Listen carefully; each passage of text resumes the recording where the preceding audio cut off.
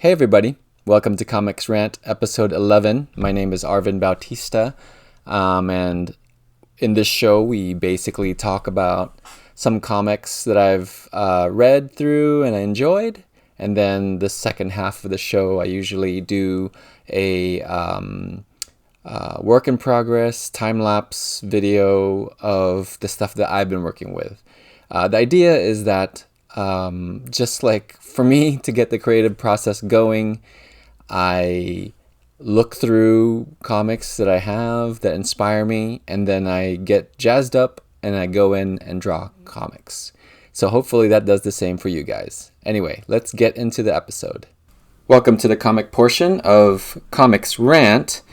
And in this episode, I think I'm going to try something just slightly different.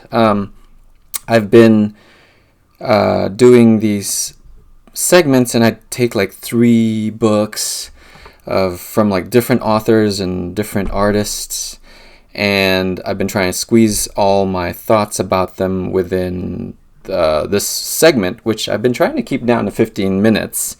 But I don't think it's working out. I feel like I'm kind of rushing through some things. I just kind of want to flip through and let you guys see the work. So this time, I'm just going to focus on this one author's work on this specific book, right? I'm not going to try to cover his whole body of work. I'm just going to talk about this one. So in this episode, we're going to talk about Satoshi Kon's Opus. And I had actually heard about this a while ago, but not just gotten around to reading it now. And I borrowed this book from my public library. And public libraries are really awesome, by the way. I don't have a lot of access to manga online. I don't want to pirate this stuff. So I've been borrowing them. I don't really know which titles I will immediately like that I would go out and just buy them off the cuff. So I've been borrowing a few things from the library, and I'll find some gold, really, and I end up sometimes buying some of them so I can keep a copy for myself. And this, I think, is one of them. Will be one of them. I still need to go out and buy it. But this book is Satoshi Kon's manga, basically about a manga artist and his creation. In this case, it's called Resonance, and the book opens with a few pages from the book that the manga creator is drawing.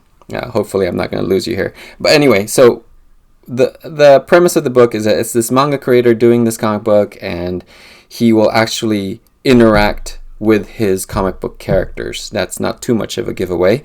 And it's awesome. It's very meta, a lot of commentary, some insight into the manga universe but really it's like, manga creation industry, but really it's about like creators and deadlines and things being done out of popularity, and where does the creative aspect of it come into? Where does the production aspect of it come into? Anyway, it's all gorgeously drawn. I did not realize that Satoshi Kon's style actually stems a lot from Katsushiro Otomo, who did Akira. And that's also another one of my favorite books. So it's awesome to see that he's very influenced by him in these pages. So sometimes manga will do this thing where when it starts up, I think in the anthology books, that they'll get like a couple pages, 3 pages, if they're like the lead-in story. I believe that's how it works. That will be colored. So, for the most part, manga is black and white. It's just quicker to produce this stuff. I mean, they bust this out fast. They got teams of people. You got people doing backgrounds, people doing zipatone, people doing effects, doing all sorts of things, just to get these things out on a weekly basis, which is quite crazy. But also, if you think about it, helps engagement more, right? For if somebody does like that story, then they don't have to wait a month like Western comics for the next installment, for like the next, I don't know how many it is, 8 pages or something like that. Anyway, so here's the first few colored pages, and they look gorgeous. You know, I'm used to Western comics, so I'm like, oh man, I wish it all looked like this. But you know, this is just one of the rarer manga volumes where it's all done in one volume, and you know, imagine coloring all this stuff. It's definitely doable, but I think that's something that they just that the manga industry and the readers are actually comfortable with reading it in black and white. Anyway, so this is Resonance, and this is like the anthology book that's supposed to be in Young Guard. You know, and once that ends, we switch to like this sketchy version of it, and then we switch to the creator and his editor. He's showing these pages on how he's gonna wrap up basically the series. It's like the big wrap up to this epic story with like mind reading people and people that are telekinetic. So it kind of has this Otomo Akira-esque feel to it. And, you know, he has to meet deadlines, which is part of the fun.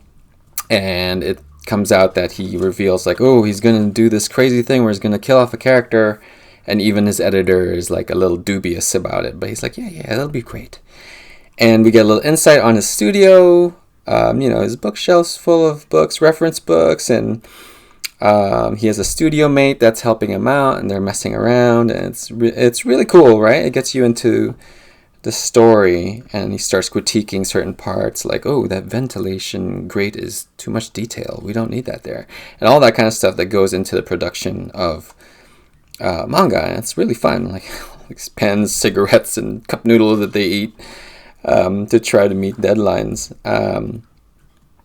and it's good stuff. And then basically Satoshi Kon starts playing with the medium itself and depicting, like, you know, all of a sudden characters are coming to life and stealing pages, and he goes into the page himself, and hijinks ensue. Like, you know, he bumps into his own characters and things like that. Look at this detail; it's great. It reminds me of very Akira post-apocalyptic destroyed building stuff. You know, the effects are really cool, and his main character is like just super awesome. And he meets him, you know, and what happens, like, you know, his observations on these characters when you're thrown into the reality of their world, which is cool. It's cool commentary. You know, he has some cool sequences here where ideas are coming out of his head in pictures, in panels, and, you know, they are like physically there, and the main character can see it, and this is like stuff from her past. So it's kind of wild. It's kind of like a cool idea. And then, you know, he'll play with certain things. Satoshi Kon will play with these things about falling through pages. But, you know, as you fall through pages, because this is sequential art, this is actually also time, right? You're falling through time because they're falling through these pages. They're falling out of the gutters of these pages into these other pages that have been drawn. Also a cool idea, right? I mean, it's funny because he'll also make remarks about, like, when the author is inside his own book, and they'll go into parts of the world that are not drawn very well, and he'll be like, man, I wish I drew more detail on that. You know, it's kind of like this interesting commentary on what things you have to do to kind of like make a deadline and what you just have to forget. So I marked this page out because I thought it looked very cool. Like, he can kind of do this like expressionist kind of painterly looking effects, but contrasted with like this fairly realistic depiction of a world, right? Even though the characters are stylized, they're still a little more real than like traditional or pop culture mainstream manga that we usually see with people with like big eyeballs and all that kind of stuff. What did I want to bring up this thing that he does too that I noticed. So usually in Western comics, if someone talks off panel, you'll either have a long tail on this balloon that goes out, right? So you won't see the point of that tail because someone else is outside talking. Manga, I think I find that they will use this smaller arrow that points. It's not so long like in Western comics. So it's interesting what he does to depict that someone else off panel is talking. He actually inverted the arrow. See, so it's got like this divot in there. Whereas, if this guy was talking, that arrow would be pointed out. I thought that was kind of cool.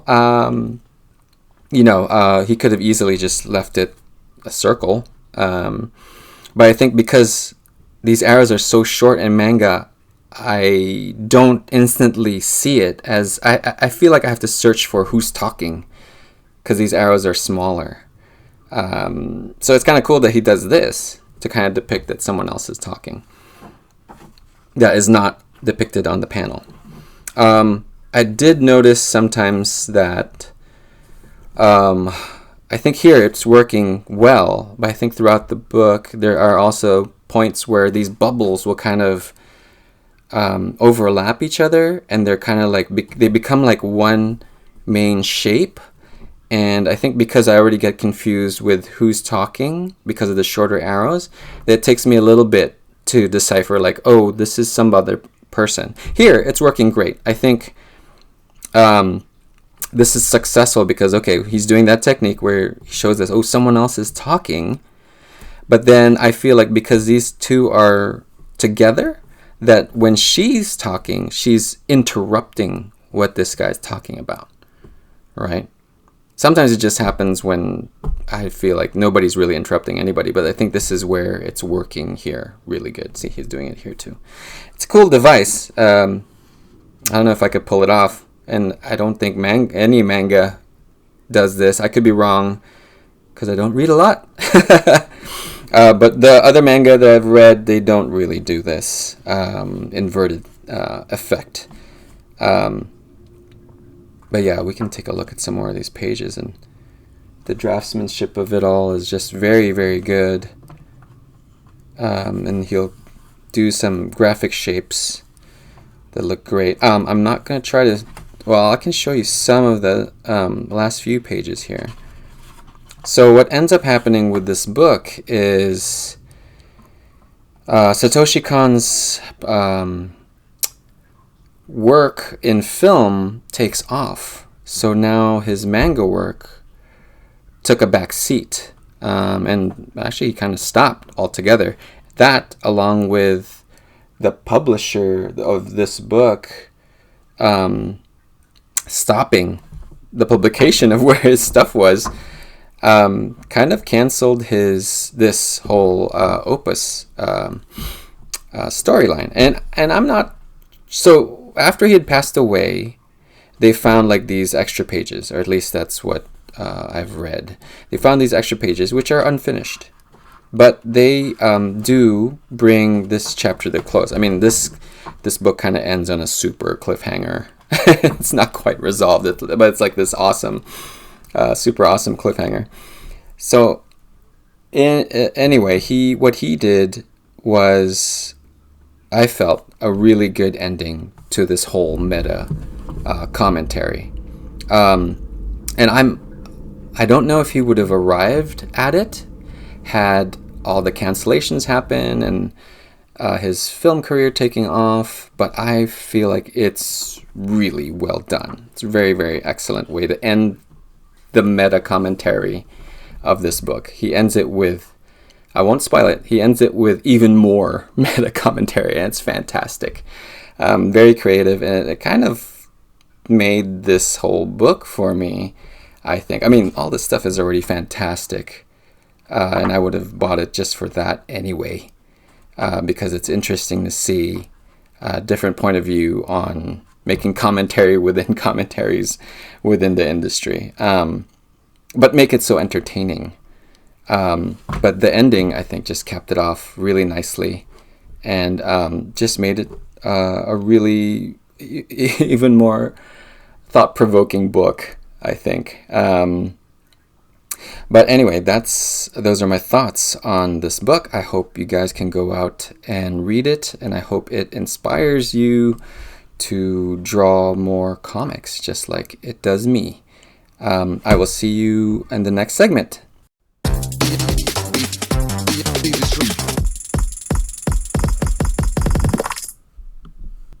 And this is page 19 of my comic book, Heroes versus Robot, and it's a part of my Inktober project, and I just wanted to show more of the process. So here is my thumbnail, and part of the thing about Inktober is you're supposed to do a drawing a day, and this was a full page splash, and these are the pencils, the tighter pencils.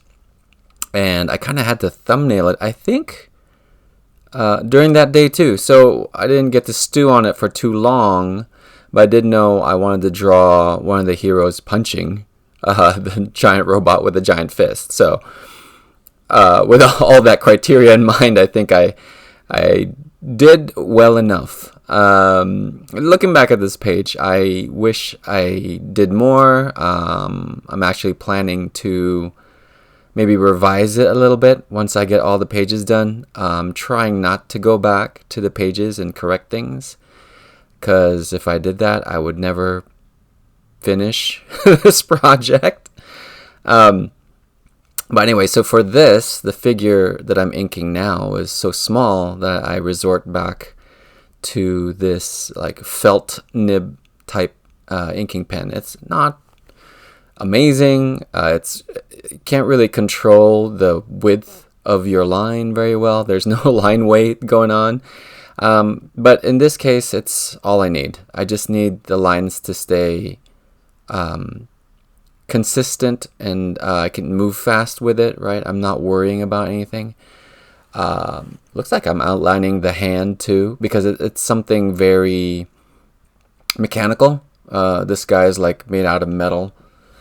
And sometimes going in there with a brush on certain things makes me a little antsy. So then I start overthinking about how I'm going to ink this thing. And since this is Inktober stuff, I want to do it fast enough so I could just do it in one night and then be done with it. Which, for an eternal slacker like me, it's probably a good constraint when I jump into these Inktober things. I just remembered, I'm totally lying. So last year's Inktober, I think I gave myself a looser schedule. So it was like 2 days per drawing. This is all stitched together, so you just get to see it in one shot. But I think it did take me 2 days. Not full days, not like 8-hour days or anything like that, but once the kids are down and all the chores are done, I probably have like a couple hours, so it's probably like 4 hours worth of work or something like that. Maybe even 2. This was just one big splash. So I wanted to include, like, this is slightly sped up, but this is me inking it a little slowed down from what I usually show you guys, and it's kind of a nice zen. And I think I've mentioned this in a few episodes. Inking is kind of a nice zen. It's once the pencils are down and once the composition is set, it's almost like when I say mechanical, I don't mean that in a negative way. Like my brain can kind of go on autopilot as it's trying to figure out where the shadows go and how they should look when I taper things. And sometimes with ink, because it's permanent, it's once you put it down, it's done.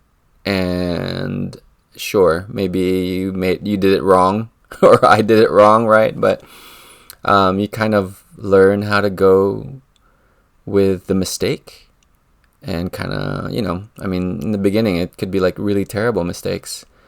I think as you get better at it, as I get better at it, I learn how to work around those mistakes. I don't think my mistakes get any worse or better, better, quote unquote. I don't feel like I get so good at inking that my mistakes are so minor. I still make like some pretty bad mistakes, and it's just a matter of how I roll with it. Oh yeah, that's right. I remember this page now. I will have some pretty a few mistakes in this one that I'll point out towards the end, that I will probably try to address in the future. It's okay. I can live with it. Maybe that's the thing. As you get better at inking, like I'm able to let go of things a little bit better, and kind of just move forward. Like, at the end of this page, right? Like, I want to do certain things about the drawing. I want to add the robot's arm, so it's actually that motion. Like, there's a swoop that you can see there where the fist is doing its little motion trail. And, now that I look at this page, I'm like, oh, that motion trail, I can actually have the robot's arm kind of flopping in the same movement, in the same arc as that motion trail, which would look kind of cool. Then I could, because some of the things I see about this page is that it does its job, right? It's a head getting punched by a giant fist from this tiny superhero body. I got that. It's all there. But I think what might be nice, are things that I could add in there are like just a little bit more parts of this robot. And this is page 19, so the reader will not get lost, right? Like, they'll know what this robot is. What is its body? It's already established in the first. So all those things are there. It's just, it's nice to have, or at least in my head, it'd be nice to have. So I could add like a more. So this robot has like these bendy arms, and I can kind of add to the gesture of how this robot is reacting to being punched in the face, all that kind of stuff. And it would also kind of help me control these feathered motion lines a bit too. So now in this part of the video, I am just I think I'm freestyling where the feathering goes. And I love the Jack Kirby books from way back in the day, where when his characters punched each other, it was like this crazy bright light source. And actually some of the things I'm doing now are trying to fit that dynamic that Kirby put in his book. When people punched each other, they would be like these explosions of light. If you look at some of his stuff, you'll see like some guy will punch somebody in the gut, and this light is just so blindingly bright that you don't even see the detail of the character's body. It's just like this crazy white space. And sometimes even the character who's punching, his fist just disappears into this white space.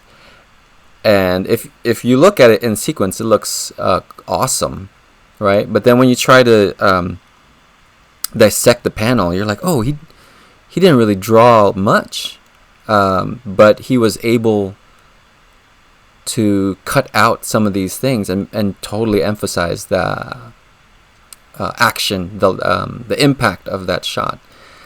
Anyway, that's very long-winded, but that's what I was trying to do with this feathering technique. So the light is coming from the point of impact. I still want to bring a lot of shadow into this fist to define it, so I couldn't exactly pull off what Kirby was doing. And I'm kind of using like this very high contrast look, the style. So I kind of have to, in my brain, I'm trying to translate what those Kirby impact lines could look like. And part of the fun is, I've read so many comics, and I kind of know superhero comics, right? And the language of superhero comics, that it's actually something that you learn, kind of like regular reading, and it's very specific, like what I was saying, right? Like light sources coming from impacts, and especially with the way Kirby did it, cosmic energy is a bunch of dots, like these crazy moire patterns, or even like how panel flow happens, right? It's something that you learn. And I kind of like trying to translate it into the way I draw now, especially with this high contrast stuff, because it's, I'll see speed lines, especially speed lines. I'll see speed lines or even explosions, and a lot of it's not in high contrast because, comic book art, people are trying to make it for color. Right, and yeah, that's kind of why I gravitate towards like high contrast stuff. I just like the black and white stuff. But most times, you gotta draw mainstream comics for color. It's very attractive, right? Color is very attractive. So sometimes, the art doesn't have to be filled in. You don't really have to spot in blacks as much as way back when it was. Comics were printed for newspapers or in black and white. Now we can lean a lot heavier on color, and it's great. But that also means some of the stuff that I do may have to be revisited once I hit color. For the most part, I'm always trying to keep the black silhouettes in my artwork just because I like it. But I remember I did do a splash page, and it was like... so this is a perfect example. So it was kind of like this speedliney thing that showed off one of the characters, and you got like it all around the character, so it looks like there's light that's like an explosion that's happening, showcasing this character. And once I got to and it looked good in black and white, and once I get to color, I'm like, oh, I need more jagged edges. So instead of say like a star shape, right? Instead of just one star shape where it's white on the inside and black on the outside, I had to make multiple stars within the star shape in color. And the star shape itself had to change from black to like a dark orange. And then the white area became yellow. So it was more like almost like an explosion, you could say. And, it has a different effect in color, but the idea was the same. I'm still trying to spotlight this character, so it kind of highlighted his entrance, and it works both in black and white, but they look different. It's not just me adding flat color in there,